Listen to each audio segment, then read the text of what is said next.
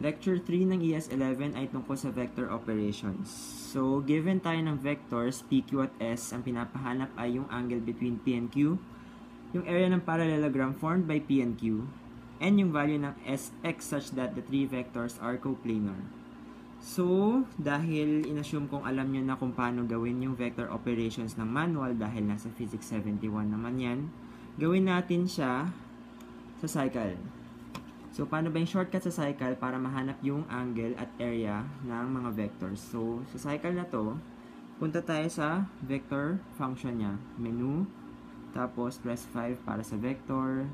Mag-define ka ng vector A. Tapos, second ng dimension, 3 naman lahat ng dimensions ng given vectors natin. So, 3. Tapos, kopyahin mo lang yung nasa vector P. So, 4, -2, at 3. Tapos naman, option ka ulit, then define vector, vector B naman, 3 dimensions.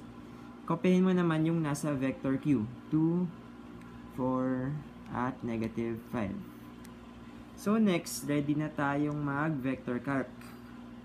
Option, tapos press 3 para vector calc. Tapos nun, option ulit, down arrow, select mo yung angle, and tawagin mo yung vector A. Option ulit, vector A. Tapos, para matawag yung vector B, lagyan mo muna ng comma. So, shift, tapos, comma. Then, pwede mo nang tawagin yung vector B. Option, then, vector B. Then, yun. Equals mo lang, then mahanap mo na yung angle between A and B, which is 114.53 degrees. Angle between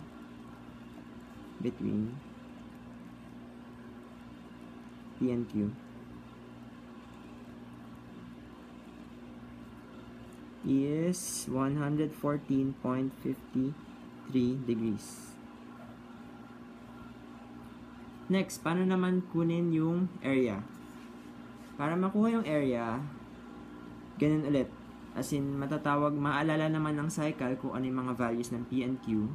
So, alamin mo muna kung ano yung equation na gagamitin. Para makuha yung area ng parallelogram, ang area kasi ng parallelogram given sa lectures ay area is equal to magnitude of P cross Q.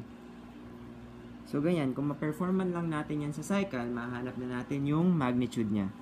So, sa vector function ulit, tawagin mo yung, hanapin nyo muna yung absolute value or yung magnitude. Shift, abs. So, hahanapin nyo yan yung absolute value ng kung anong operation yung nasa loob. Option, vector A, cross, option, vector B.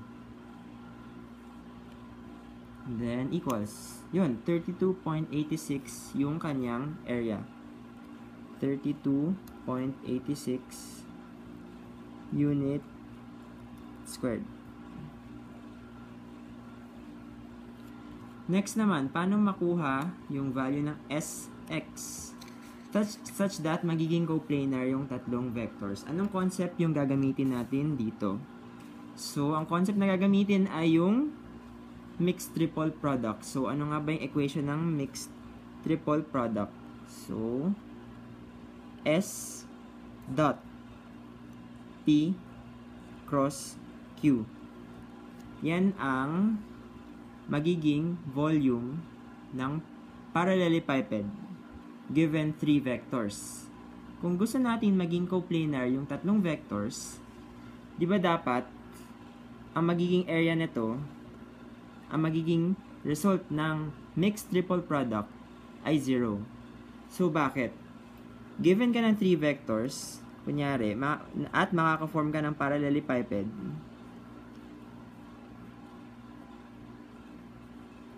ganyan siya.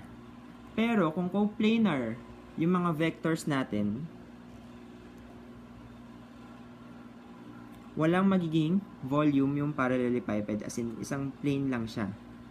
So, that means, ang mixed triple product dapat niya ay maging equal sa 0.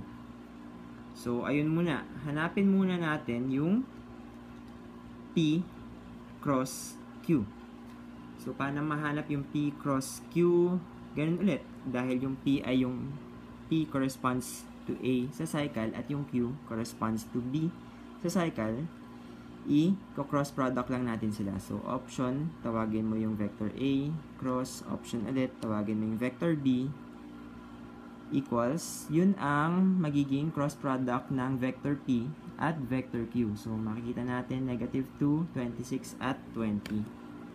So, S dot, yung vector na, negative 2, 26, at 20.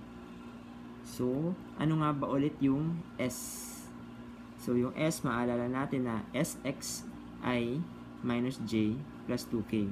So, pwede na natin siyang i-dot product. So, paano ba i-dot product ang dalawang vectors? So, kopyahin muna natin yung S. SX, negative 1, at 2. Para i-dot product, i-add mo lang yung products ng bawat component. So, sa X muna, ano yung products nito? Negative 2S minus 26 plus 40 equals 0. Kasi nga 0 dapat yung magiging volume ng parallelepiped. So, next, isolate mo lang yung S. 2S is equal to 40 minus 26 or 2S equals 14. Ang mahanap natin ngayon, S equals 7. So, 7 ang value ng S such that magiging coplanar yung tatlong vectors P, Q, at S.